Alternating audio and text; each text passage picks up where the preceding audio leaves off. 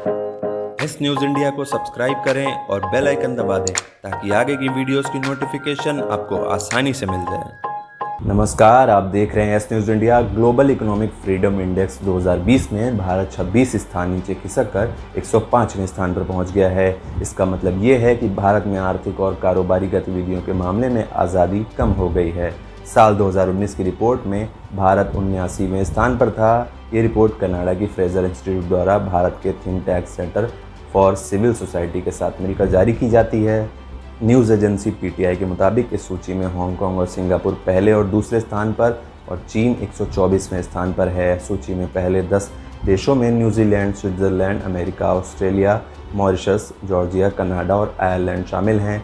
Japan को सूची में 20वां, जर्मनी को 21वां, इटली को 51वां, फ्रांस को 58वां, रूस को 89वां और ब्राज़ील को 105वां स्थान मिला है।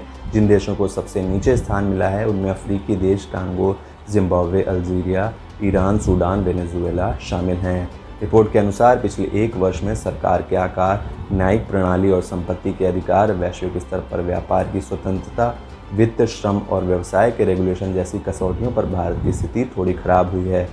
10 अंक के पैमाने पर सरकार के आकार के मामले में भारत को एक साल पहले के 8.22 के मुकाबले 7.16 अंक, कानूनी प्रणाली में 5.17 की जगह 5.06, अंतर्राष्ट्रीय व्यापार की स्वतंत्रता के मामले में 6.08 की जगह 5.71 और वित्त, श्रम तथा व्यवसाय के रेगुलेशन के मामले में 6.63 की जगह 6.53 अंक मिले हैं। इसमें प्राप्तांक 10 के जितना करीब होता है, आर्थिक स्वतंत्रता उसी अनुपात में अधिक मानी जाती है। रिपोर्ट में कहा गया है कि भारत में आर्थिक स्वतंत्रता बढ़ने की संभावनाएं अगली पीढ़ी के सुधारों और अंतर्राष्ट्रीय व्यापार के खुलेपन पर निर्भर करेंगी। सेंटर फॉर सिविल सोसाइटी के प्रेसिडेंट पाज शाह का कहना है कि ये रैंकिंग साल 2018 के डेटा के आधार पर तैयार की गई है, इसलिए इसके बाद लगे कई अंकुश तो भारत के स्कोर में प्रदर्शित ही नहीं हैं।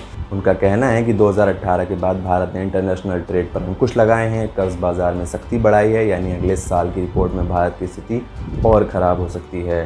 ये रिपोर्ट 162 देशों और अधिकार क्षेत्रों में आर्थिक स्वतंत्रता को आंकती है, यानी इन 162 देशों में ही भारत को 105वां जैसा काफ़ी नीचे स्थान दिया गया है। इसमें व्यक्तिगत पसंद का स्तर, बाजार में प्रवेश की योग्यता, निजी संपत्ति की सुरक्षा, कानून का शासन सहित अन्य मानकों को देखा जाता है।